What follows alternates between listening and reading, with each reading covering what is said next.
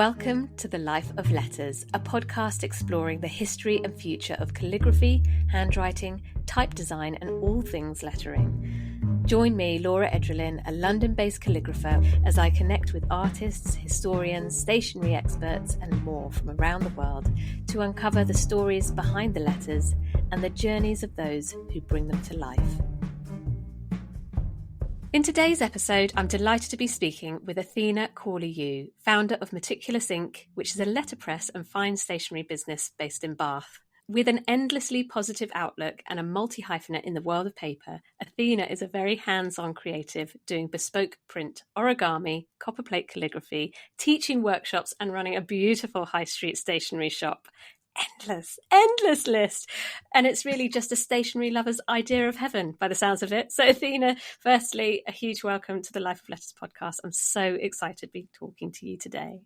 Thanks. Thanks for having me. Oh, it's lovely to have you. And we first met at the London UK Pen Show in March, I think it was earlier this year, where you and your sister were running your Meticulous Ink stand, which was hugely busy, and just a lovely taste of what you offer at your shop in Bath, right? So, yeah. I mean, the main thing I didn't really ask you was how it all began. So I wondered if we could start there. Can you tell us a bit about how Meticulous Ink started? Of course, yes. So I opened Meticulous Ink in 2010. Before that, I studied arts and media. So that's how I sort of went down the rabbit hole of stationery. Is I studied arts and media, ended up specialising in fine art print because no one else used the print studio. And so it just kind of became, a semi-private personal studio that was quite big. And, had like 2 technicians all to myself, which was great. After university, I then got a job at a private stationer's in London, in Sloane Square. Worked there for a year and a half, I think, and then got headhunted by another stationery shop in Mayfair. And so I kind of thought, I must be good at this. And so worked there for a year and a half and did a bit of negotiating. So got them to teach me how to use the design programs, because before then I was doing much more of the print consultation, dealing with the customers, and then lots of hands-on print finishing work. So quality checking and packing and tying ribbons and scoring cards and all that kind of thing.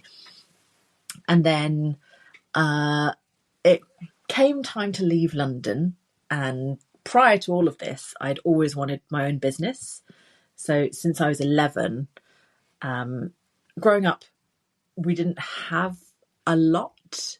And there were a few moments where we really didn't have any money.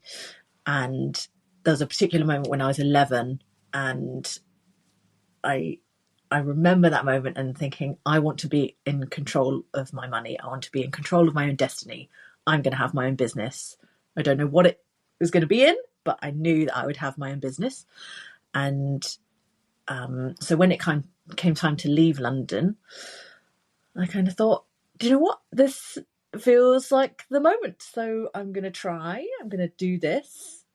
And so got a business loan, started the business plan in December, January. Got the business loan in June, handed in my notice in August. I think found the shop in July, got the keys in September, and opened the shop in October.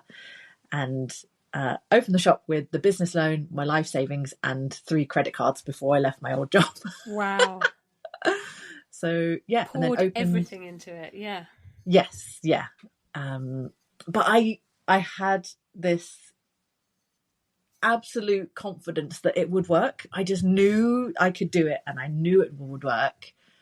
And, did a lot of research as well on where to open and, the location of the shop, and a lot of visualizing as well of, what the shop was going to be. And I just knew it would work. Yeah. Amazing, isn't it? Yeah. And here we are. And it did. Yeah. Here we are, 14 years later. Yeah, so 15. Okay. Yeah. Wow. Still here. Wow. And what, even further back than that, can you remember sort of the spark that got you interested in stationery and fine art printing? Or was there something were you the typical kind of bubble letterer at school, and I don't know, doing all those kind of things that now you can be like, oh, there's the dots. Yeah. So funnily enough, my mum found a like an old book from secondary school, and I'd covered the entire front cover in loads of variations of a capital A, like calligraphy and, black letter Gothic style. Amazing. And bubble letter, and, like loads of different variations of just loads of different fonts and typography.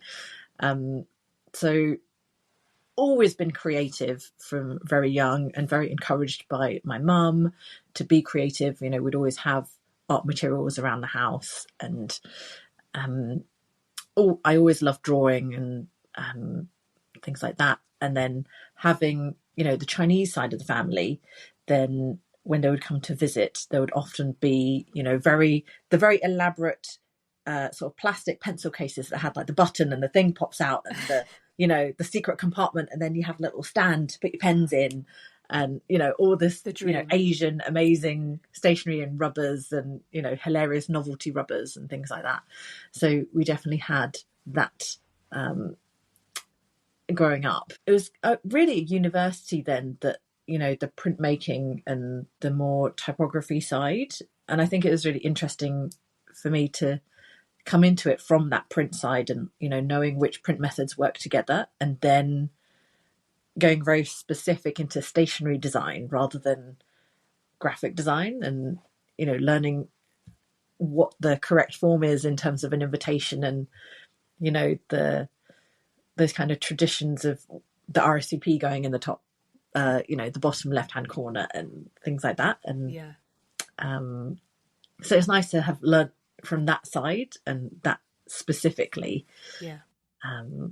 But yeah, generally just have always been very creative and loved all the making and all the hands-on things and all that tactile, really good stuff. Yeah, and all those details I remember seeing, even on the stand, everything beautifully packaged, and the lovely colours that you use, and just obviously all the things that you've created over the years with such synergy. And there's a lovely hand touch side to what you do, but of course you also have these incredible letterpresses, right? Yes. So these are pretty special. Can you tell us a little bit more about what you have, and where they live, and how you got them? So 2 letterpresses. So we actually have so we've got quite a few different printing presses. So the 2 biggest ones, we'll go biggest to smallest. The 2 biggest ones we have are 2 original Heidelbergs, which are from the 1960s. One is the original, so uses ink to print with, and then the other is converted, so it does hot foiling. So they both create a lovely impression, or we now use them to create an impression and that lovely textured print in the card. So it's that kind of sculptural printing. So the slight relief as you touch the surface, right? Yes. Wherever that. Okay, yeah, lovely. Yeah, so it's debossing. So it's where it's pushed into the board rather than embossing, which is raised up. Okay, the board. Okay, yeah.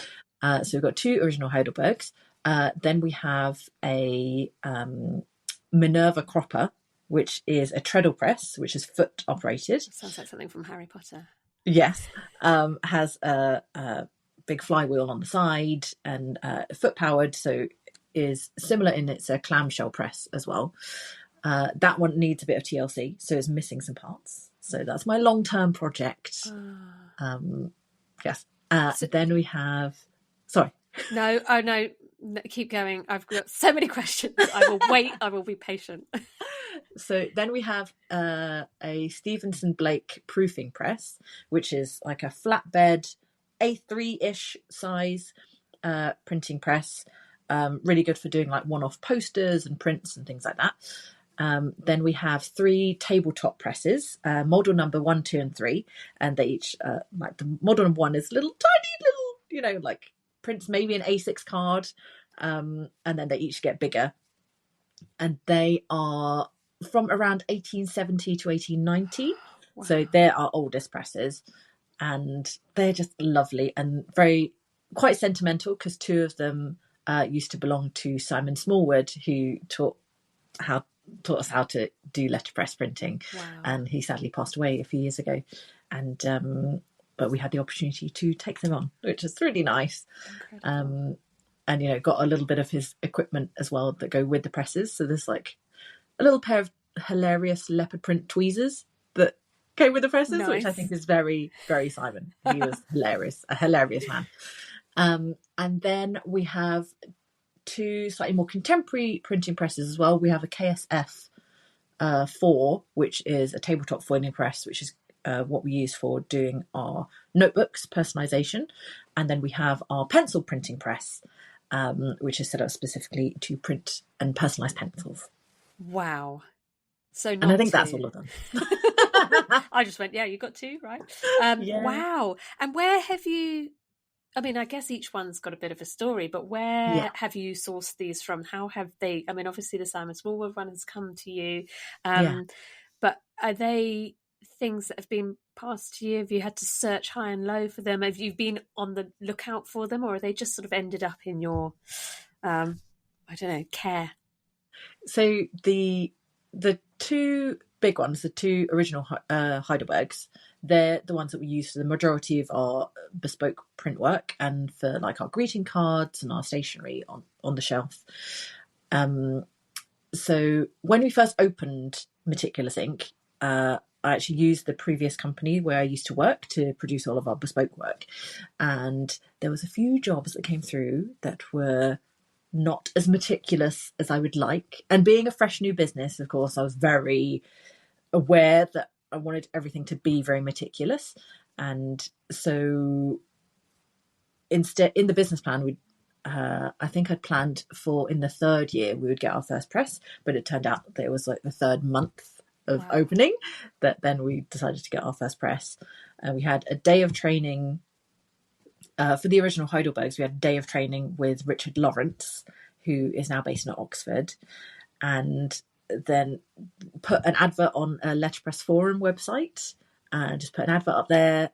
And it all happened very quickly. It was like within a few weeks, then we had someone reply to the advert. We'd purchased this first printing press. And then we forgot about the advert. So we left it up there, acquired the first press, and there was a whole load of drama around the first press because it almost fell off the lorry when it was being delivered. But it was all fine, and thankfully they're very robust, and so it was all happy. But then a month after the first press arrived, then someone else responded to the advert and said, "Oh, I've got a Heidelberg. I'm going to scrap it unless you want to buy it for the same, the scrap value." So then we had two. You were like, well, we've already got one. We may as well. They should be together. Exactly.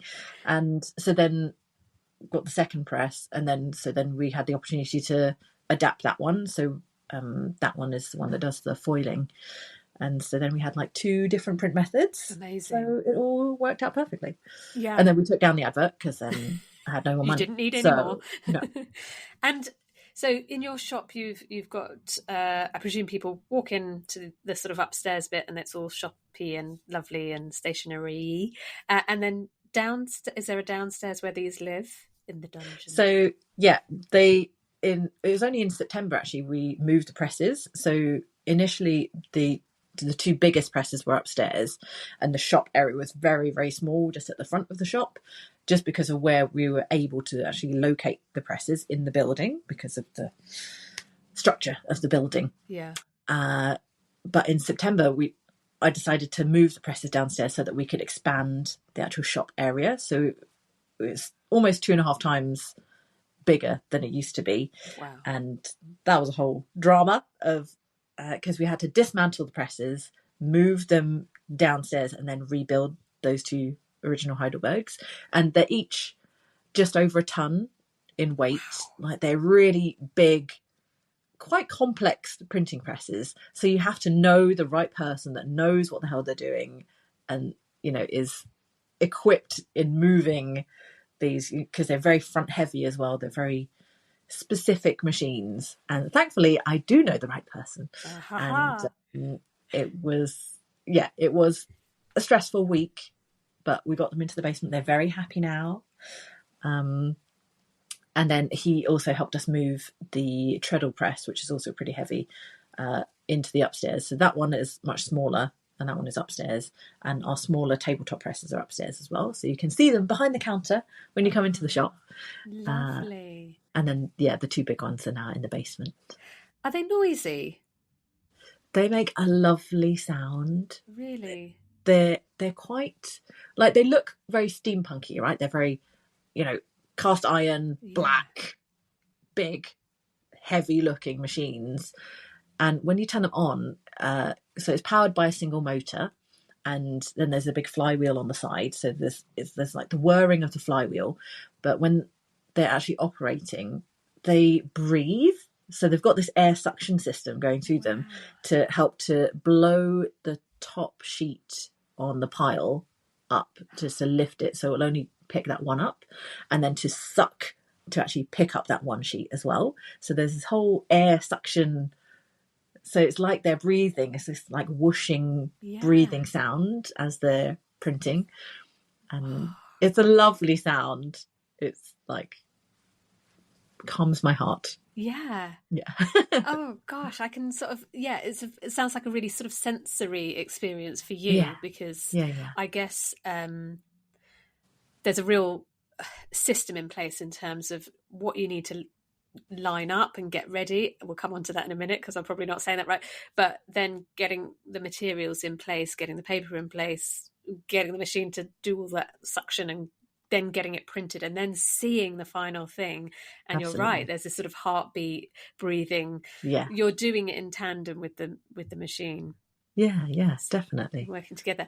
And so on that idea of kind of designs and what you're putting into the machine, because I have literally no understanding of what it could possibly do, are we talking about little letter blocks that you're kind of, the reverse of what we would normally see, and you're placing them? I'm thinking like, the early days of printing a newspaper and lining everything up and spacers and things like that. Or is it created, scratched into metal and, I don't know, printed in another way? Or neither? So we can do both. Oh. So we have there's traditional letterpress printing, which uses metal and wood type.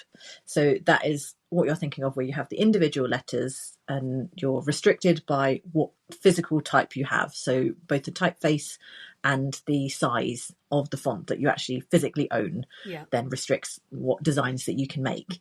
So we've got I would say a small to medium sized collection of metal and wood type, and the majority of that we use on the proofing press and on the model number 1, 2 and 3. So we use those in our workshops. We do letterpress print workshops, and then people can come and we teach them how to set their type. So set your composition, and then you get to actually print your own little letter-based artworks.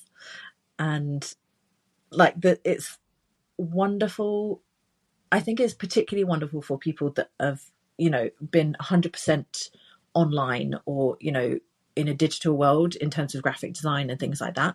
And then to actually come and physically set the type is really nice feeling to experience that when someone comes to the workshop and, they're actually, they're physically setting the leading and the kerning and like setting up the letters and getting all their spacing right. And, if it doesn't look quite right, then they're having to undo their form and, find the physical right size bits to actually put in.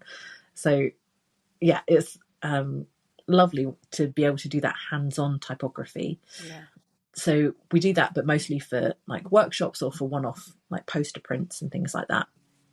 And then for the majority of our bespoke work and for things like greeting cards designs that we do, then we make new polymer plates or copper dies.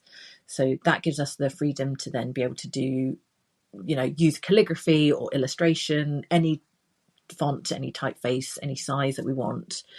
And then a polymer plate is made. And so that we use for the ink. And also it does protect the type. So the polymer plate, because it's flexible, then we can like really smash into the board and get that lovely texture without damaging any metal or wood type. if we're using metal and wood type, then we tend not to create that texture, because it does, it damages, and we want to keep all that beautiful history and that lovely texture in the wood and the metal type, and they're so easily damaged. Really? Okay. Yeah. So the amount of pressure supposedly is like 18 tons of pressure when the press is going in the Heidelberg. That sounds like a lot. It's a lot of pressure, so no fingers in the press. Yes.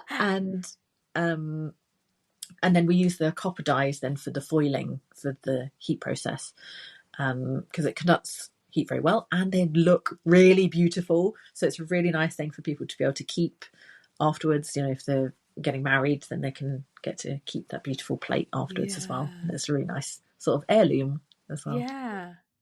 Oh, that's incredible. So you can kind of mix styles together. Yeah. So you could do, I think I've got one of your postcards, which is beautiful because it's got, obviously, it looks like the hand crafted calligraphy, but then there's this lovely little post box in the middle, and there's illustration. Yes. Yeah.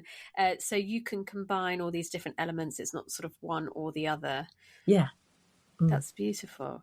Beautiful. And what is your kind of favourite thing to create on these, or what sort of stationery are you like, this is beautiful? I mean, that's a big question when you do so much. I really like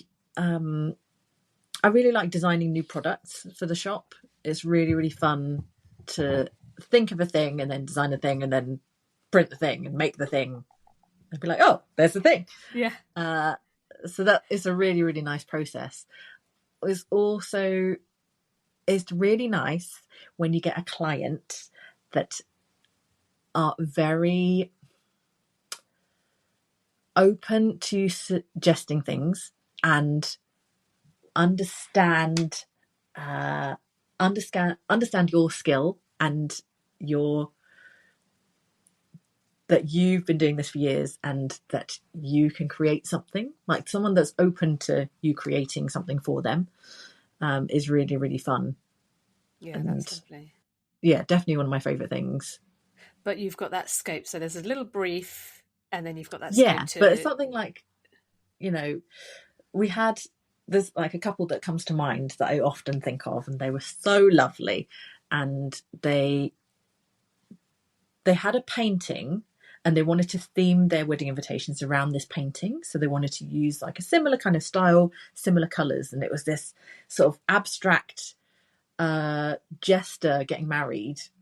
And so it had like crazy colours, like really cool patterns in there. And it was like red and green and teal and turquoise. And so we pulled all of those colours out, and then we did an illustration sort of based on this painting. And the couple really love cats as well, so we included loads of little cat motifs all throughout. And they were really open to like, oh yeah, do you think this would work? Yeah. And I'd be like, okay, what about a patterned end paper? And we could put a ribbon. And they love books as well, so we did the wedding as like a book, the invitation, and we did little ex libris plates in the front. And then what does that mean? A little book plate in the front of the invitation, so that had the calligraphy names of who was getting invited. That's so cute. And for their wedding favours, we did bookmarks, and then we'd calligraphied individuals' names, and they chose an individual book as the wedding favour as well for everyone. And it was just like it was a really nice joint venture of like me suggesting things and then being like, yeah, that sounds great, yeah, let's do that. And it totally aligns with what everyone's thinking, and then it pulls together this lovely synergy, doesn't it? Yeah, absolutely. Beautiful. So fun.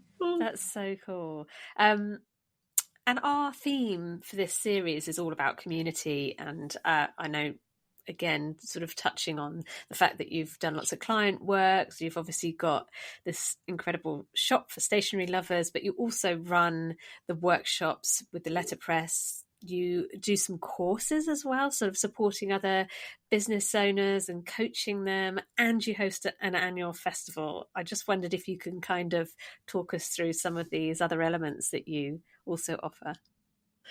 Yes, we do a lot of things. We do. So we do we do bespoke printing. That's kind of our main area of work, I would say, for Meticulous Ink.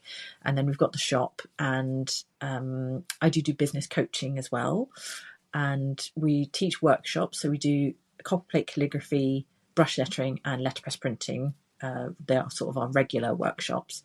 And we've just launched Modern Lettering Kids Edition. So through the holidays and stuff, so you can come with your child, or you can like drop off your child and they can learn some amazing calligraphy and like lettering skills, and have a great time making things. And is this all in the shop?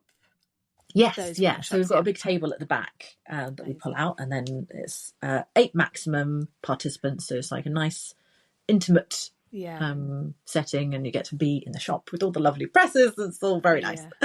And then we run the On Paper Festival as well. So this will be, I think this is our 4th one, and we did it before the pandemic, and then obviously the pandemic happened, and then we did it the year before last, I think.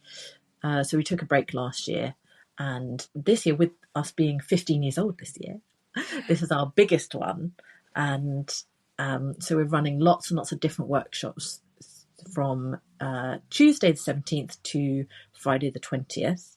So there's like book binding, botanical ink making, zine making, there's journaling for well-being. I'm teaching a metallic calligraphy workshop as well, so you get to use Coloro metallic inks. So fun. And there's a nib holder carving workshop, so you get to carve your own nib holder out of wood. It's really cool. And then on the Saturday, the 21st of June, we are running the Grand Fair, where we've got over 70 exhibitors signed up. So there's like printmakers, artists, stationers, fountain pen makers, someone doing origami. There's like all sorts of beautiful paper related people, and there'll be lots of interactive things as well going on. And definitely with community, like I love bringing people together and like doing things, like doing the fun thing. And so we're doing a stamp rally as well. There's going to be like lots of interactivity there. So you'll come to the Grand Fair and there'll be a full day of like doing really fun stuff with paper related things. And I love that. Like I love throwing a party, and I love, one of my friends once said to me, there are people that are inviters and there are people that are invitees, and I'm definitely an inviter. Like I love to make a thing happen and for people to come together and like have a great time. It's wonderful. Yeah. I love that. And we need both, right? We need the people inviting and we need the people to come. So, exactly. Yeah, that's brilliant. And can you remember the moment where you were like, I think I'm going to do a festival? Because that is a big undertaking, right? Because we did it much smaller previously. So we hire Walcott Chapel, which is this beautiful, like small to medium-sized event space. It used to be a chapel, but it's all painted white inside. It's like a gallery, beautiful, but it's got like such a lovely feeling inside that building. I feel like, I don't know, the ghosts are happy, you know. You're doing something with their space. You're bringing people in. It's like good, it's got good energy, really good vibes about that place. And so we originally took it over to do like a bit of an exhibition of our bespoke work and like our favourite pieces, and do a pop-up sample sale in the summer. And so that was the initial thing. And then we sort of started doing workshops and like bringing other teachers in to run different workshops, and it went really well. And then the last one we did, on the Saturday, we did a sort of print fair, a Ways Goose. And, you know, with it being quite a small space, I think we had like 20 vendors, maybe 15 even, in there, kind of squeezed in there. And it was like such a fun day. And it was really nice to just connect with lots of other letterpress people and printmakers.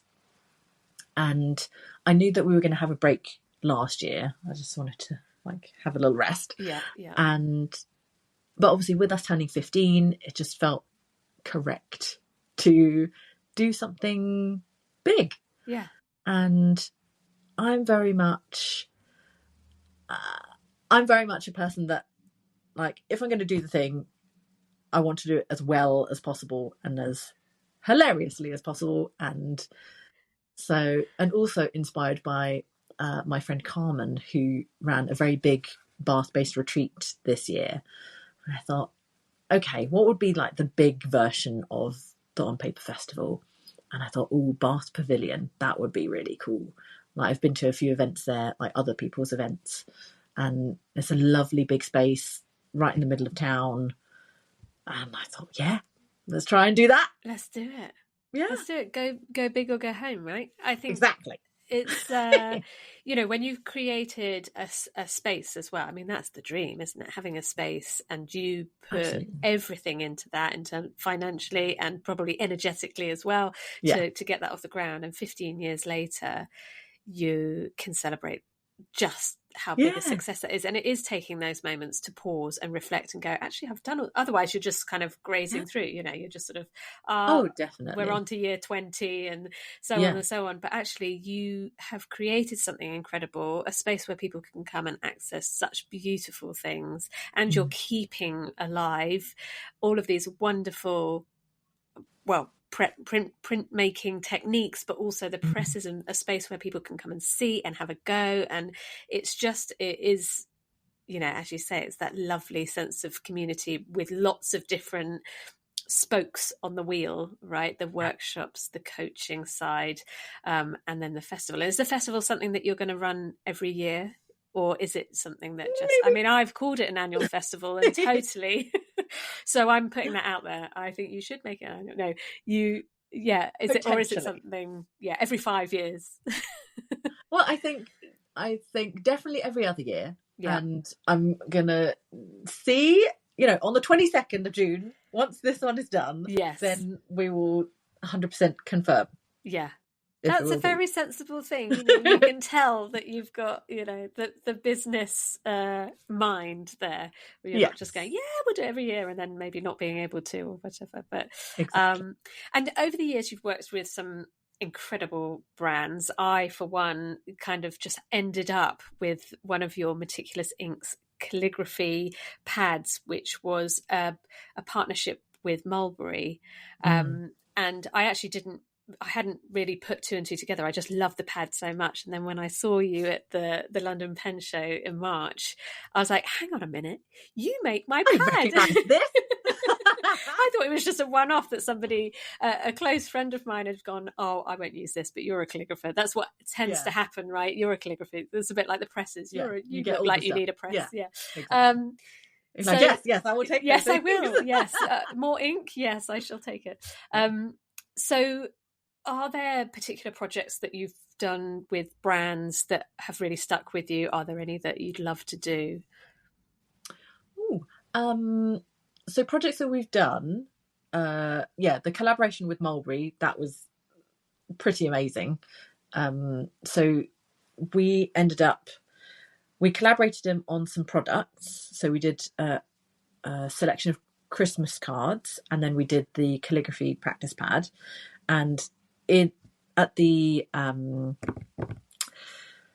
their flagship store in London, so they built us the nest, is what they called it. So they built this kind of nest, I suppose, and it was this kind of circular teaching area in the middle of the store. And so we did a run of workshops there, and so everyone would receive one of these Mulberry calligraphy practice pads as well, and we teach them copper plate calligraphy. And then they also sent us to their Paris flagship store, so we taught some workshops there as well. So that was really amazing. Wonderful. And we've collaborated with Anthropology as well. So when they opened in Bath, they've got a big store in Bath, and we collaborated with them on a selection of different greeting cards as well. And so they were supplied in the Bath store and then in a few other stores as well. And we've done also a collaboration with Burberry. So we featured they did this series of films visiting all different parts of Britain and sort of talking about heritage. And so we talked to them about letterpress, and we did a collaborative run of postcards for them. So that was really fun. Wow. In terms of things I'd like to do, gosh, I'm not really sure. Like, at the moment, I feel really happy and blessed running, like, pouring all my efforts into the On Paper Festival this year feels really, really fun and exciting. And it feels really good to, talking about community, like, bring loads of creative people together as well, in terms of from the exhibitor or vendor side. It feels really nice to, like, have people apply and, like, get introduced to all these different works and artists and printmakers, and to get to know all of these people, and to be like, yeah, they're totally going to suit the vibe and their work is amazing, and I want lots of people to see their work. And it feels really good to be able to do that, and to show all of our followers, look at this amazing artist, you need to know them. And that feels really, really good and feels really nice. Yeah, incredible, because it's a platform, right? It's not only a sort of community that you're building, there's a real platform for people who are either just kind of making their way, maybe they're not as established as you are, or maybe they just want to build that network of fellow artists, or places where they can create and provide things for other people. And it's this lovely world. I think that is what I've been overwhelmed with, even just running the podcast. It's like people love to talk about letters, and I'm so pleased, because I thought it was just me. And it's just it's all these little pockets of people, and they're all doing incredible things. Some are fairly similar, but everybody does it in their own way. Everyone's got their own personality behind it, and everyone's got their own techniques and ways of doing things, and times of days of doing things. It's such a unique craft in the biggest sense, and when you've got something like you do with Meticulous Ink being this huge sort of umbrella for all of these lovely different forms within that kind of art form, and being able to share those spaces and bring them all together, I think is incredible. So yeah, I mean, really just a huge thank you for joining me today. I could You're so welcome. Go on and on and on and pick your brains, but hopefully people have found this really useful and interesting, and particularly me, not knowing anything really about letterpresses and things, and how you've even begun to build a shop, which is really the dream for anyone doing anything with stationery. It's such a tactile thing, isn't it? Yeah. But to find out more about you, they can visit meticulousink.com. They can follow you on Instagram, Facebook, and TikTok at Meticulous Ink. And then you're on YouTube as well. I want to check that out. All the things at Meticulous Ink. Places. So YouTube is at Meticulous Ink Fine Stationery. And then obviously you've got the shop in Bath. So if anybody's ever in the UK or in Bath or close to Bath and can get to Bath, then you're based in Walcott Street. Of course, we will put everything in the show notes so people don't have to remember all this or write it all down. Although if you've got a lovely pen, you should be writing all of this down. I guess you should. And if you haven't got a lovely pen, then you should come and buy one. Then you know where to get one. Well, thank you so much for joining me for The Life of Letters. Thank you. Thank you so much for listening. If you're enjoying the podcast, please subscribe, leave a review, or share it with a fellow lettering enthusiast. And for all the details to connect with us, check out the show notes. A huge thank you to my producer, Heidi Cullop, for ensuring this podcast reached your ears. And finally, to all the guests featured in this series, go check them out.